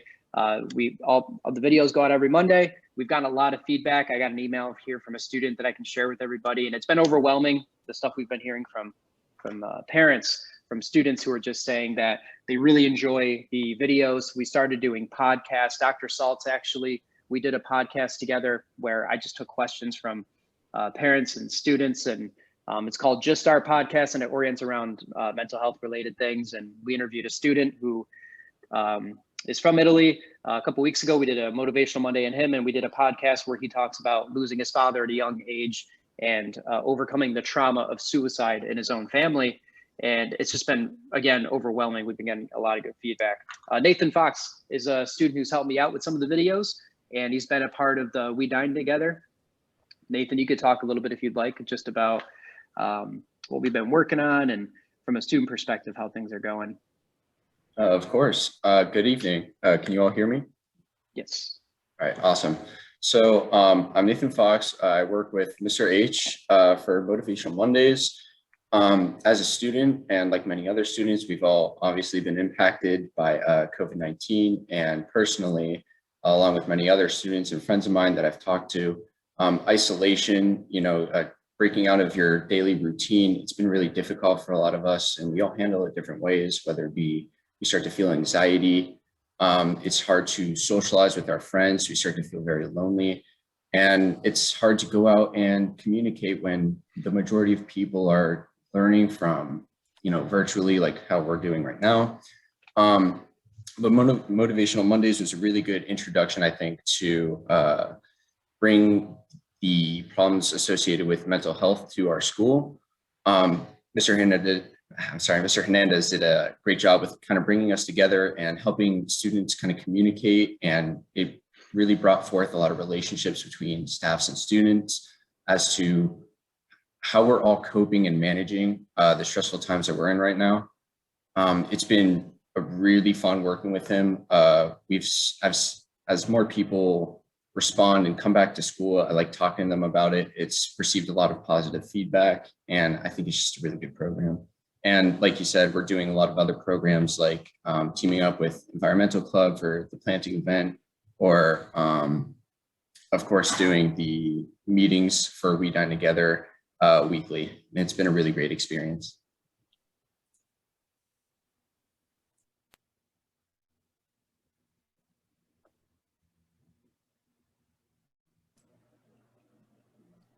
And Kim, if you wanted to jump in at any point, please feel free.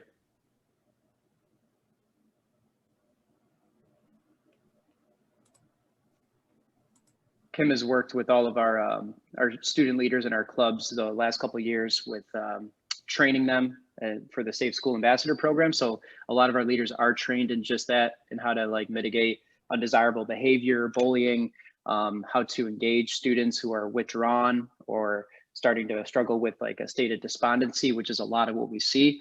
But I'll put my email in the chat, and we do have some news links. I think it was Channel 12 or Channel 5 News actually last fall did a story on us, and we started another project called Corona Can't Stop Us, and there's another news story there, so I can share that with anyone who's interested, and we can talk more. But thank you.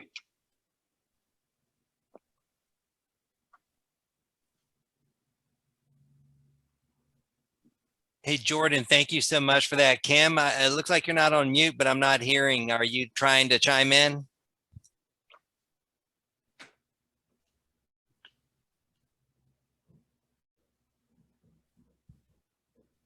Yeah, I'm sorry, Kim, we're not picking up your audio. What I will say is in the chat, a lot of positive comments. Nathan, thank you. Jordan, thank you. I remember meeting you, Jordan, a few years back, and I'm just super excited to see everything that continues to come out of the work, your work and the work of your students. I agree with Mr. Oswald, the Motivational Mondays piece, inspiring, really great messaging.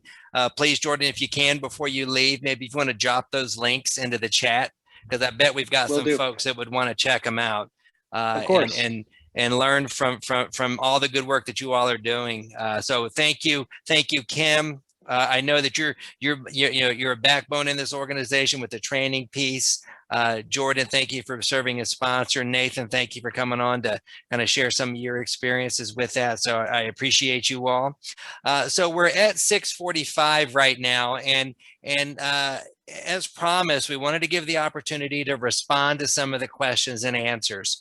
Dr. Seth Bernstein is going to come online to help us. We've been tracking the chat. We also have some folks that are going to help us in those answers.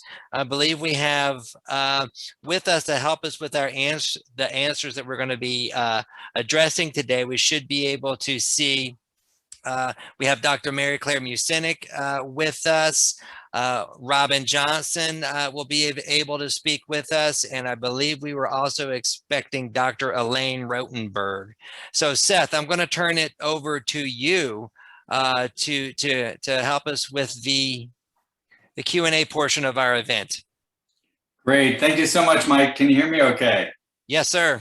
Excellent, so glad to be here this evening, and such a great group of folks sharing information and resources out to the community is such a critical piece, and can't thank you enough, Rita Thrasher, for your leadership in this space for so many years, and all the folks that have really started out with the Boca Raton's Promise and the Action Alliance. We're just pleased to be sitting at the table with you and following your direction and adding to your direction as well. So thank you, Rita, and everyone that's played a part in putting today's event on. But you're absolutely right. We have Dr. Mucenic from the school district, Robin Johnson Blake, who's the Director of Community Relations at Palm Beach State College, is also available for questions. And we may pitch some to Robin Russo, who's the LCSW from the college that also spoke a little bit ago, and also Dr. Elaine Rotenberg. She's the clinical director and licensed psychologist at Alpert Jewish Family Service, and works with Cindy Whitus, who's taking a screenshot right now. Hi, Cindy. Hi, Cindy. Well, great. Well, I'll start with a couple of questions that are in the chat, and let's see if we can address those. One of them asked about the student counselor ratio, and we heard that the school district has so many different types of supports. I don't know that you have an exact percentage, Dr. Mucenic, but can you address that question?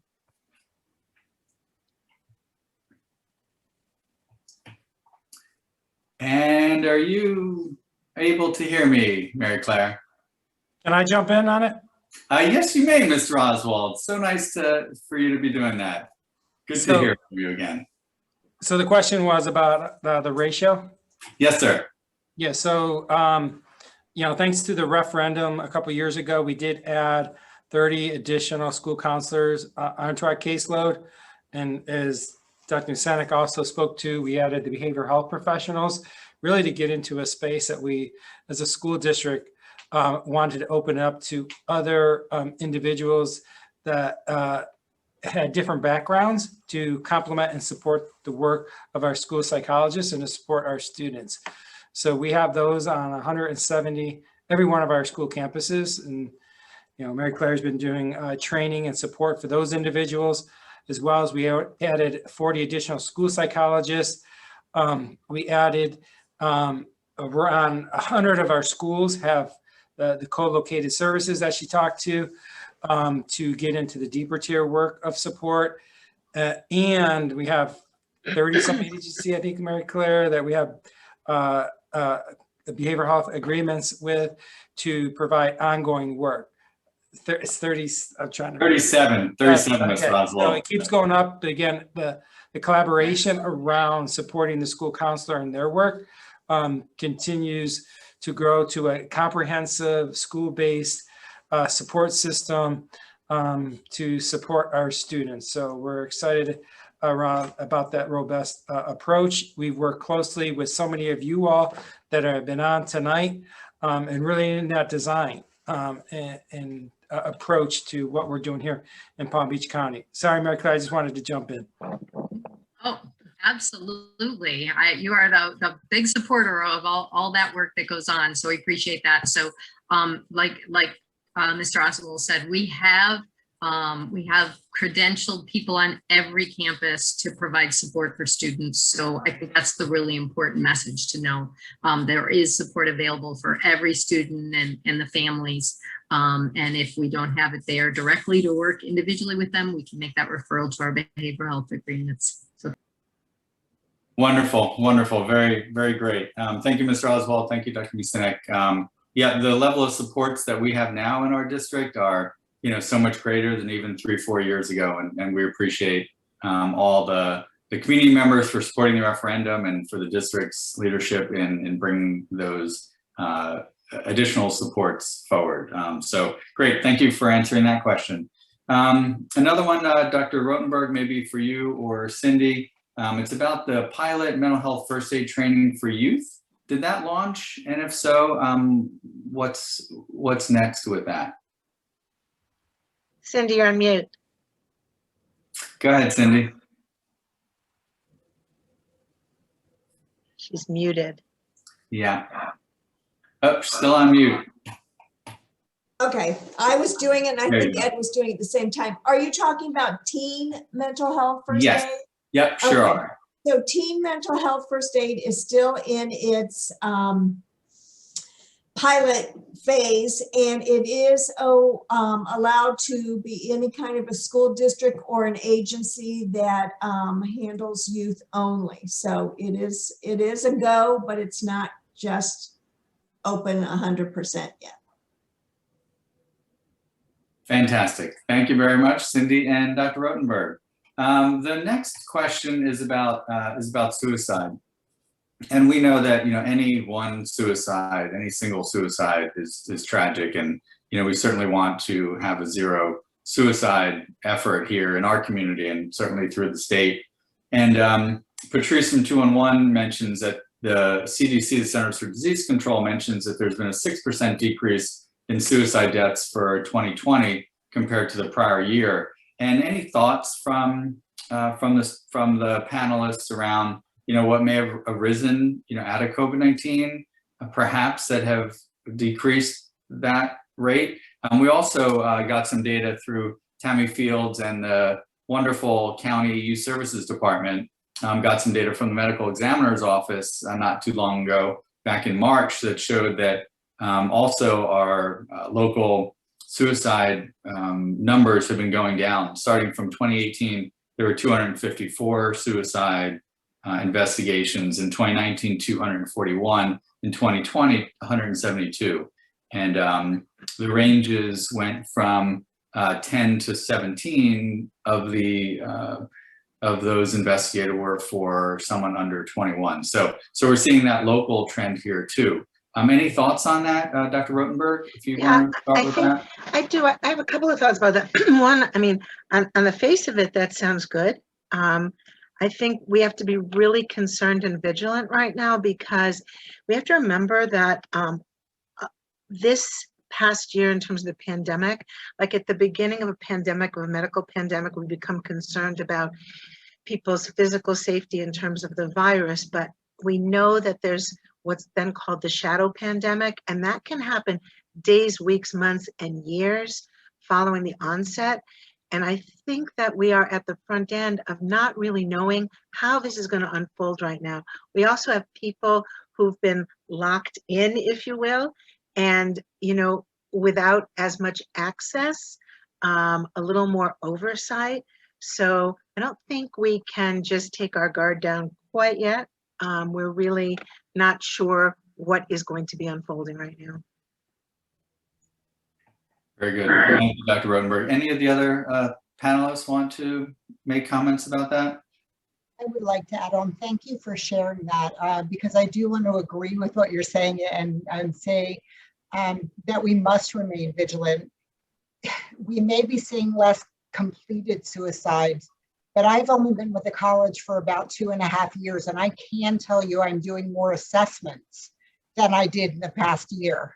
So our assessments, our students that are coming up that are having suicidal ideation, not just passive, but active ideation, is really going up. Like I said earlier, we are seeing a couple a week.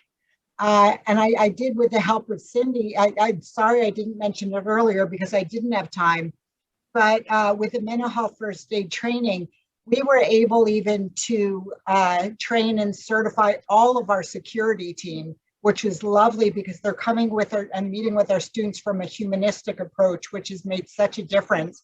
We're also we've gotten approval to start working with all of our first responder programs.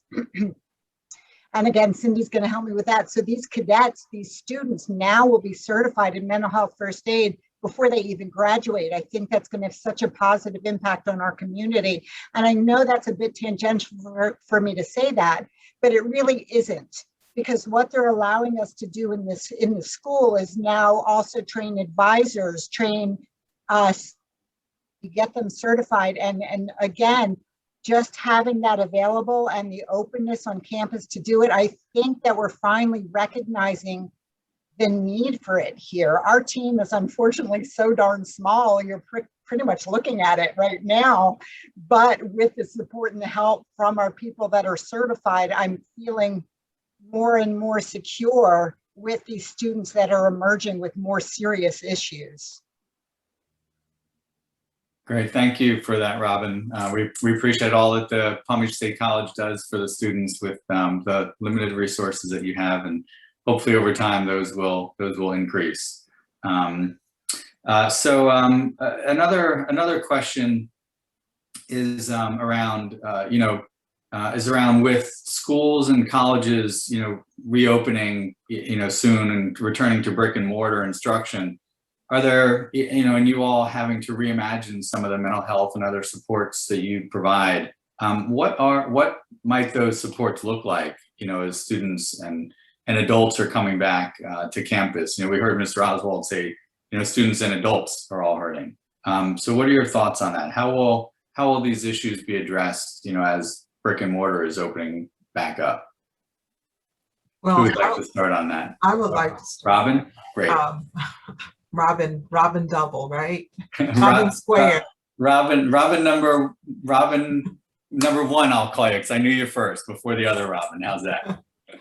So, I mean, Robin has done a phenomenal job with what she's built here at Palm Beach State College, and the actual flyer that Dr. Nika Coleman-Ferrell, after she spoke, was there. I love that on the page that asked for help. I mean, I know I'm paraphrasing it, but those are some things that we are really going to have to help our students with returning. You know, I was talking to a colleague, it's a lot of students that are freshmen and sophomores who've never been on the campus because we started this virtual program. And so we're looking at a whole lot of things and support services that the colleges are going to have to do differently, more than just an orientation, but to get students familiar with, which is now for those freshmen and sophomores, coming back on campus will be their new norm. Some of the things that I do feel that will help, in addition to all the services that Robin mentioned, is the CARE scholarship. We have CARE scholarships for our students who actually enroll.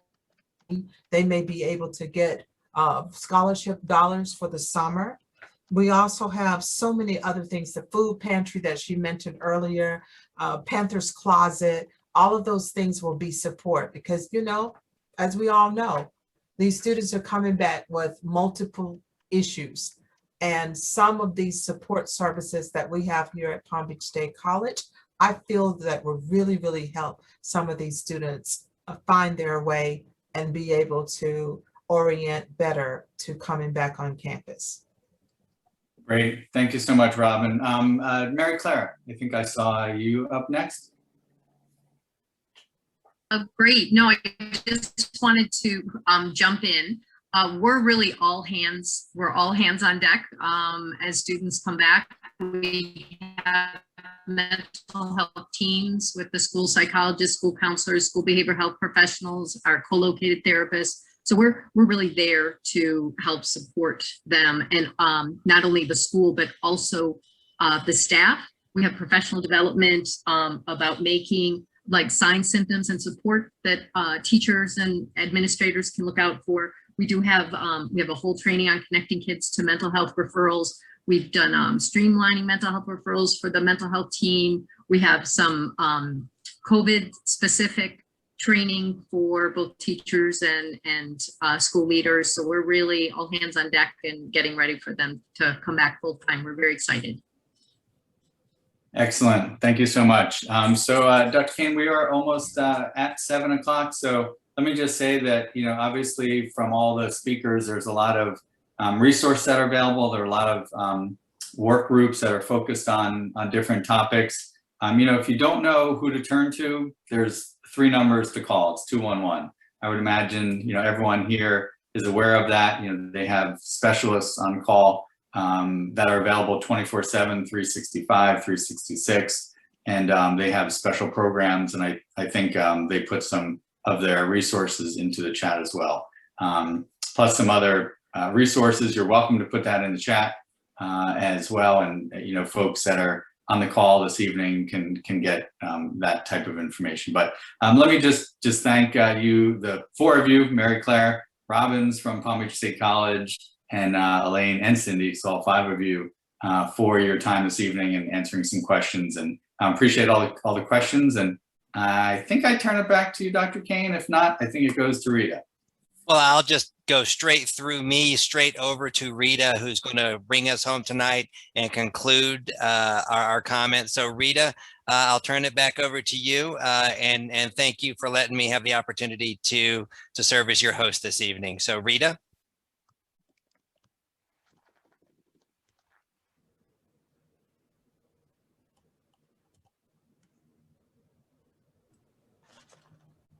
I clicked on her to unmute, but she's still talking.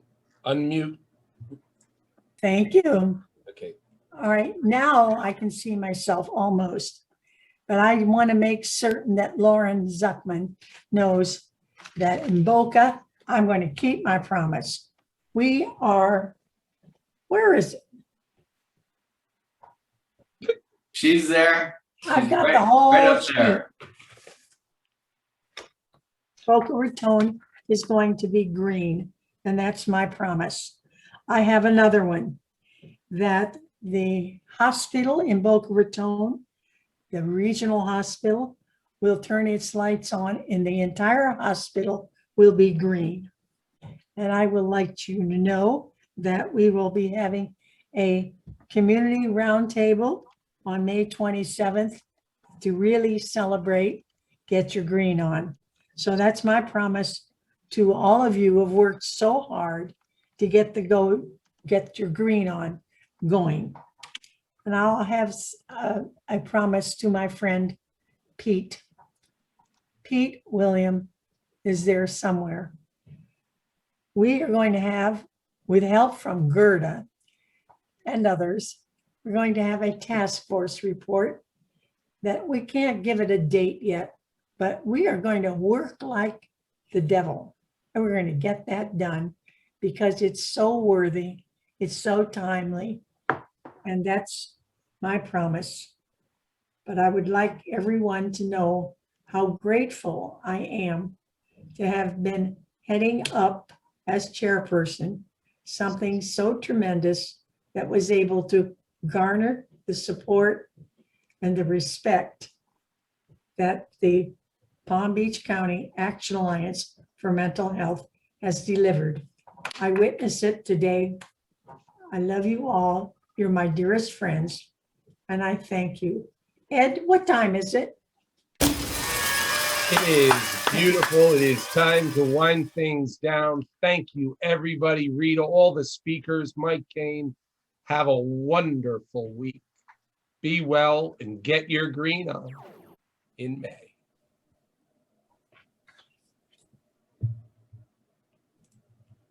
See you all. Take care. Thanks all. Thank you all. Have a good night. Mike, you're a rock star.